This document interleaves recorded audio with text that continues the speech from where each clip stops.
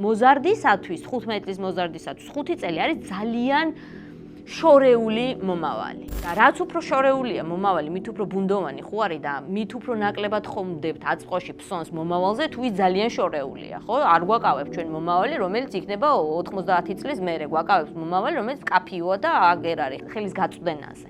და მოზარდობის ასაკში აი ეს პირობითად დროის ერთი და იგივე მონაკვეთი, რომ ავიღოთ 5 წელი, რაზეც ვსაუბრობთ, არის ძალიან შორეული.